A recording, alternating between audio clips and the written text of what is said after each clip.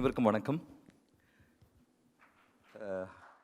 ரொம்ப மகிழ்ச்சியாக இருக்கேன். I mean, it's a bit embarrassing sitting there and listening to one's own biodata being read out.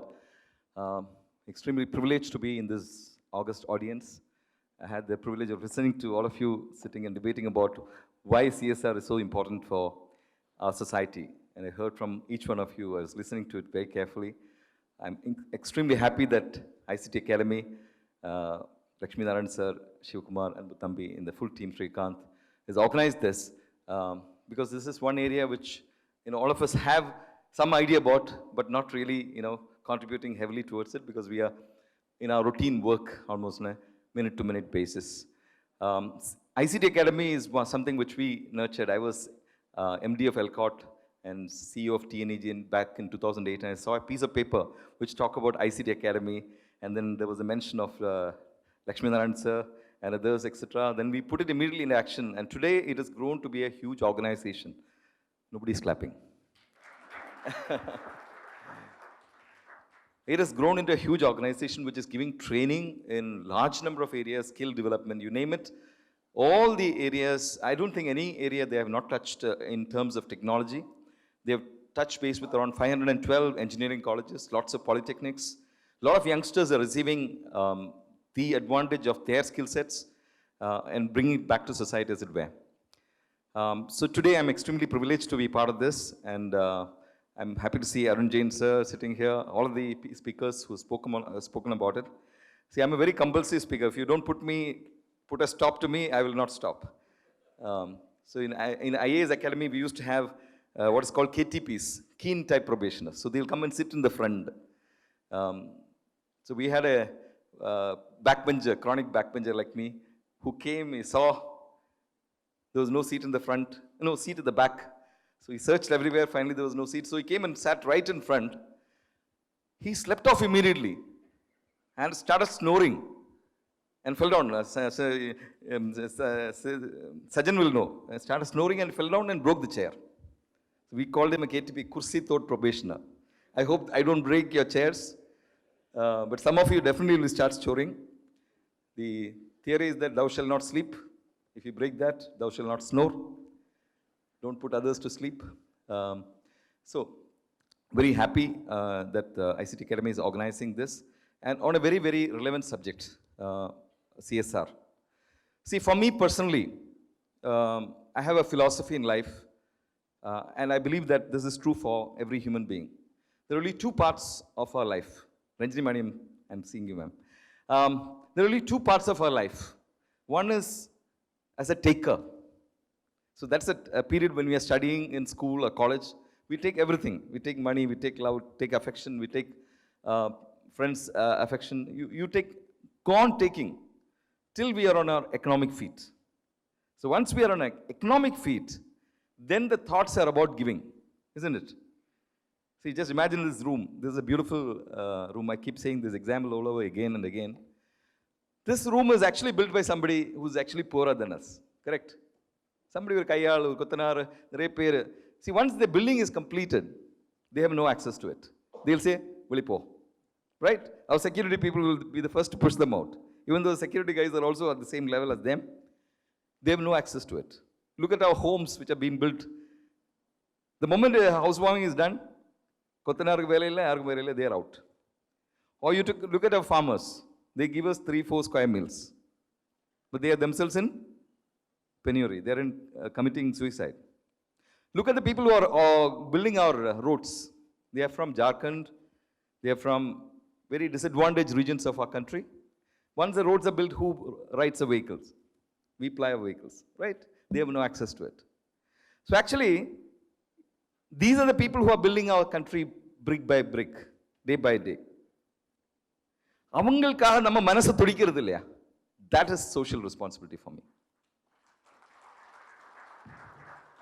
Because everybody sitting here, I think we are quite well off. We have some extra money to give here and there. That's not the thing. Sir was talking about not being able, I think Arun Jain sir was talking about this. Ability to give your time for others. There's an NGO by name Matram Foundation. I know how many of you know. Sujit Kumar, Uday is sitting here somewhere, I'm sure. They're doing phenomenal work.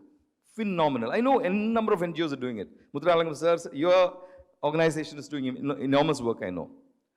So that is actually taking out time from Sujit Kumar's extremely important time. Taking time out and giving for others is your ability to give. It's not exactly money. So if you were to ask me, all these big NGOs that are doing this kind of human service needs to be applauded. Is it possible to live like that? That's something which intrigues me day in and out. Because, you come, wake up in the morning, put a nice makeup or, put a nice dress. But look at the whole 24 hours that you've spent. Almost 90% of your time you're spending for others. Right or wrong? Today morning I got up, did everything. I was on my way and the minister called me and said, Santhosh, why did you come for this meeting? So my thing is not that. I'm not doing anything for myself. Now, right now I'm here. I'm not doing anything for myself. The chairman of Indian Bank is not doing anything for himself. None of you are doing anything for yourself. You're doing for others. Do it with a lot of elan. Do it with a lot of sincerity. Do it with a lot of heart. This is, again, social responsibility. Absolutely without expectations. A life without expectations. This is what should lead us. Because, in this traffic of Chennai, whether you go in a nano car or go in a Porsche, it doesn't make a difference. It's the same distance that you're covering. The Porsche car cannot cross the traffic. It does not make a difference. As sir was telling about living within your means. I know somebody who has built a 9,000 square feet house. And he tells me, I'm afraid to go into some of these rooms. Then why the bloody hell did you build this house? 9,000 square feet. You require max 2,000 square feet, 3,000 square feet. I mean, how many more you require? Beyond that is all waste. You need a breakfast, you need a lunch, you need a dinner, and some fresh set of clothes, right? Beyond that, you don't need anything. And if you're able to stand and sleep and sit and sleep and sleep, you should be able to sleep, right? Without anxiety, without stress. This is the philosophy that I hold. I hold around 9 posts right now. But I get out at 5:45. Because, we are all like mobile phones. We want to come back, recharge the next day. So, but within the 10, 12 hours that you're spending, I think 90% of your time you're spending for others. So this kind of responsibility, if we can build within ourselves, I think our country will grow huge. Manohar sir was talking about potential. This is something which I think about on a daily basis. Oh, the potential of a country of, let's say, Tamil Nadu is like here, somewhere here. And we are actually scratching the surface. Just imagine it. So, if you are actually able to spend your time a little more on a boy or a girl, and I will give a little more stress on girl children, because I personally feel that, somebody talked about dowry, that's a huge responsibility. Anybody sitting here, if you're paying or taking dowry, thou art guilty. You are guilty of a irresponsible work that you're doing. Because the moment you're doing that, you are putting the girl child on a different scale, as it were. You're saying that she's not equal. And only if she gives this much, she becomes equal to the man. That's why I keep saying, if we can help the girl child to pass that 10th standard, +2, degree, make her stand on the economic feet, whether in government or in the private sector or as an entrepreneur, and that's the biggest change that we can make. Because she'll then be an equal partner to the man. And I keep saying that any child out of school is not only a problem for the child at home or it's a problem for society. We keep talking about social responsibilities because there are a lot of left outs, have-nots, who have not got the benefit of our progress. Very inequitable distribution of wealth is happening. So this, what Manohar sir again was talking about is a redistribution, as it were. If you make profit, pay a little of that. That's all. Government is never forcing any of you. In fact, even without asking, many of you have been doing for years. Like, for the roads, for the schools, the number of institutions that have been built by people like Mr. Muthuralingam. How many institutions have come up? You look at the schools of 1940s, 1930s, 1920s. These were the thought process of big people. big industrialists who said that the nation can progress only if our children get education. Now, on the flip side of it, we also have this habit of wanting to give something and forgetting it, right? So, I was an additional collector in Tiruvallur, and talking about 2000. I was mad about sanitation. So there used to be a program called CRSP, Central Rural Sanitation Program. They used to give the principally sum of 500 rupees for one toilet at each home. But I was mad about it. So I had to motivate people to build toilets in Tiruvallur. So I told the Panchayat presidents that if you build 100 toilets, I'll give you 10 houses free. This is the Indira Awas Yojana. This house that we give. So they all went back, they thought about it, and then they come back saying that we have built these toilets. So I went for an inspection. And I went to a village and I found they dug the pits in the roads. And the house, the lady was saying, sir, amma kudichitrukke, edho pannitrukke, sir. Engalkaga kudikkranga solranga. This misplaced enthusiasm. I asked them to build, they built. But where they built it on the road. This is what happens to CSR also. Be careful about the money that you are investing on CSR. Try to find out. And in one entire village, I went. This is in camera. You're not supposed to tell it outside. If press is there, I will be finished. One entire village I found that, we built these houses. I'm talking about very old times. The toilet cover is not. Toilet cover is there. When I lifted up the toilet cover, there's no pit. Now the answer given was, sorry, use then why the bloody hell did you build the toilet? The question. So these are misplaced enthusiasms. So we need to find out where exactly our money is going. Because your money is not, it's hard-earned money. And let me tell you, it's very easy for everybody to say the corporates should not earn, they are very rich, etc. The corporates should earn. They should have a profit, ethical profit. Out of that you give. But if you don't do that, like thousands of families, that you're supporting will have a problem. Like Satyam, when they did an unethical practice, 52,000 households were in doldrums. You have no business doing that. When you are running an individual pawn shop, it's okay. But when you're running a corporate, you are taking care of the lives of hundreds of homes. That's exactly the reason why you should be very, very careful with the money that you're spending. And, a lot of money comes from Government of India, state government, etc. And when we are asked to actually, Government of India actually spends, and then they say, please go and inspect. When we go and inspect, this money is actually with one guy who has got a letterhead NGO. Many letterhead NGOs are actually enjoying the benefits of government money also. So, pitfalls here, there, everywhere, but hats off to all of you who are contributing. The one thing which I want to communicate to you, somebody was talking about leadership. Leadership is about communicating a compelling aspiration. How do you actually tell your people, work not for yourself, but for others? Because once you have reached your economic feat, your only business is to ensure that business or that part of governance or whatever improves drastically. Is it possible to bring about big changes in that organization?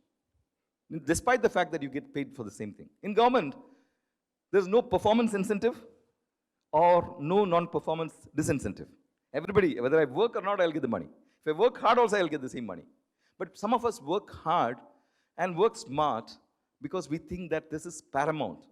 Our nation can progress only. See, there's no point telling that, gosh, I could have done this after retirement. After 60 years of age, I could have done this, I could have done that. Bloody, why didn't you do it when you're doing it?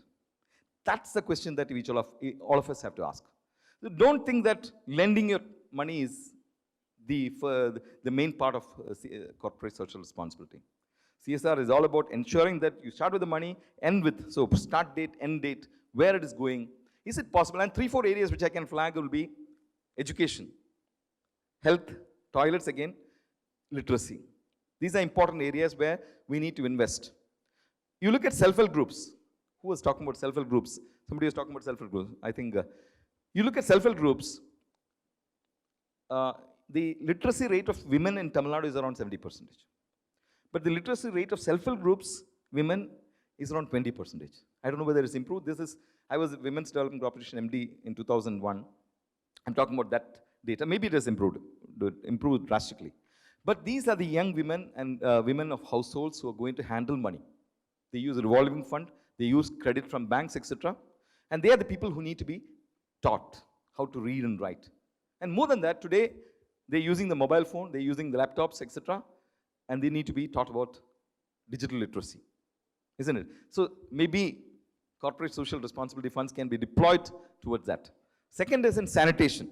Your Swachh Bharat, I think that's at one point of time when I was mad about Swachh, nobody talked about it. I was thinking that the chief minister of that day or somebody should talk about this. Nobody was talking about it. Some of us are madly going around. I was there at 12 o'clock in the night in the villages, and people are thinking there's a mad collector. But we got 73 Nirmal Gram Puraskars. Some of the villages became extremely clean and neat. Now, what happens because of people like you who are investing their time, like Sujit Kumar and Uday Kumar is, you make him a huge inspirational change in that society. So when a collector goes and says, please do this, now the Panchayat president can take it and say, okay, this guy is mad, or he can take it very seriously and devise his own plan of action. I remember I was a collector of Krishnagiri. My predecessor was Mangat Ram Sharma, who was the higher education secretary, and he had built this stadium, a very beautiful stadium he had built, and that actually comes from CSR funds. 50 lakhs comes from funding from the public, and 50 lakh comes from government, SDAT. So he had actually built around 80%. Then I found that there's a huge amount of land available. Why can't we do this, that? Then I called all these corporates. And Krishnagiri is the back of the beyond of nowhere. I mean, if you look at Tamil Nadu. But they all came. We got around 1.5 crore of sponsorship. If you go there, it's one of the most beautiful stadia. How to maintain this was an issue. So I did one thing. I called 100 people personally. 100 telephones. So if a collector calls, Sajan, you will know. People respond. Because the institution is very powerful. Collector, I said, tomorrow there's a meeting at 4 o'clock. Please come. Sir, where are you? Please bring your checkbook also. Sir, where are you? The tone changed, but 100 of them turned up. And in 1 hour, I collected 1 crore. We called it a fund in perpetuity. You go to Krishnagiri Stadium, it's the most beautifully maintained stadium in the whole country. And this has come from CSR. I can provide the inspiration, but the money has to come from the corporates, right? So today they have, at the point of time we put 7 coaches, 1 landscapist, 100 gardeners, very, very beautiful stadium. Then people said they want to contribute 1 crore. That 1 crore went to Krishnagiri GH. We call it a fund in perpetuity. Last week the present day doctor called me and said, sir, it's become 1 crore 26 lakhs. What do we do with it? I said, keep increasing the amounts.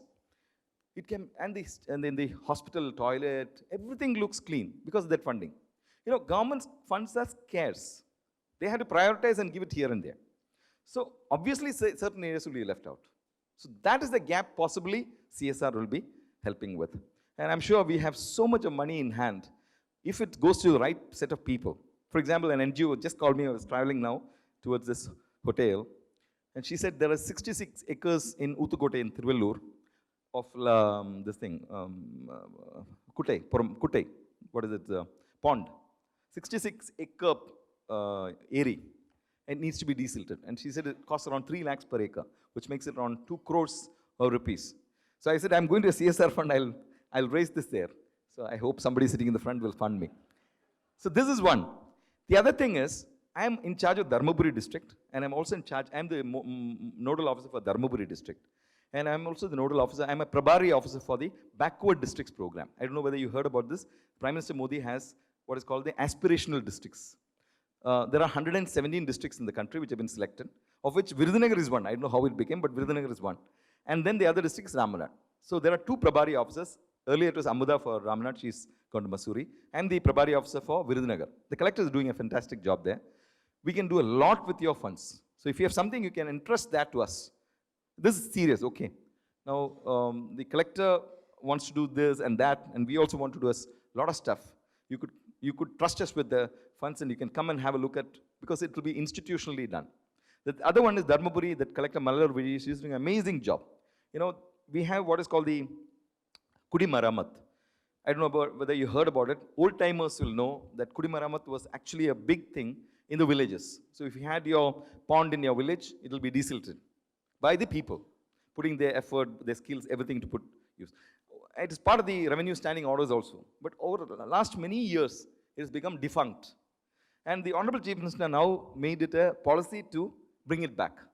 So I went to the district after many years, found amazing work is happening in the field in terms of desilting tanks. It's a very, very interesting work. Let me tell you, a lot of these other tanks. So if she has, let's say, 1,000 tanks, maybe 100, 150 are taken care of right now. There are around 900 tanks yet to be taken care of. So there's a possibility that your money can actually go in there. So these are some areas where I could possibly suggest. The last thing I would like to say before you all go to sleep is we are doing a lot in IT. Transformational change we are trying to bring in IT. This is nothing to do with your CSR. You know, it's like a child is asked to talk about the cow. He'll say the cow is tied to the coconut tree and talk all about the coconut tree. So I can talk more about IT than CSR. Let me speak a few minutes, take a few minutes and tell you a few things that we are doing. Phenomenal thing that's going to happen is called the BharatNet and TamilNet. So we're connecting 12,524 village panchayats. Each village panchayat, the RD department has invested and we built around 12,524 buildings, which will take an optical fiber cable, which will give you 1 Gbps per village panchayat. 1 Gbps per village panchayat. And this is 12,524. Then over that, the government of Tamil Nadu is going to invest in what is called the TamilNet. So just imagine the connectivity, all the fintech, all the startups that are going to work from Chennai can think about relocating, or young boys and girls in the villages in Tamil Nadu can think about working at the village itself. For example, the rural BPO that we set up. Today, I can imagine can be much, much better than with that kind of connectivity. And when I'm talking about 2006, the connectivity was very difficult actually. With BSNL help, we somehow managed. Redundant connectivity is even more difficult. But today, this is the kind of connectivity that's going to come to every village panchayat, town panchayat, municipality and corporation. Second thing, Honorable Chief Minister announced in the 110 statement that we're going to have a blockchain backbone. We are the first in the country not to do a pilot or a proof of concept. We have no idea about blockchain, but we announced it. We think that's a truth mechanism. It can bring down corruption. It can bring down low-level corruption at a significant pace. And that itself will add to the CSR that we are talking about. So it's a huge blockchain backbone. We are doing at 40 crores. Third thing is we are doing something called a state family database. It's a big, big project which we think is going to be phenomenally transform governance. The Tamil Nadu e-governance agency, I have a fantastic officer by name Santhosh Mishra there. I have a fantastic team, let me tell you, Vijay Kumar, all the officers that we have and the teams behind us doing an amazing job. So state family database is something which will help us identify you as you and ensure that the poor 60 lakh people of Tamil Nadu who are below the poverty line, presumably, gets the benefits without duplication, etc. The third important thing that we are doing, this is around 100 crores. Third important thing that we are doing is, again announced by the Honorable Chief Minister, is something which we conjured up. It's called Zero ID Proof Based Predictive Government Service Delivery. So today, if you're getting a birth certificate, if you're born, you get a birth certificate, right? Obviously, after 80 years, somebody said, you will not live for hundreds of years. After 80, 90, 100 years, you die. You get a death certificate.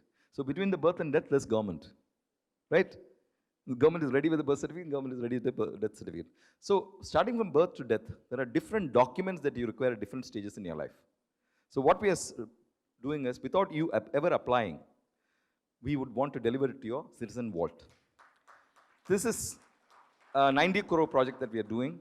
We have already created something called a citizen number, Makkal number, anonymizing the Aadhaar. There's a citizen vault that's going to happen.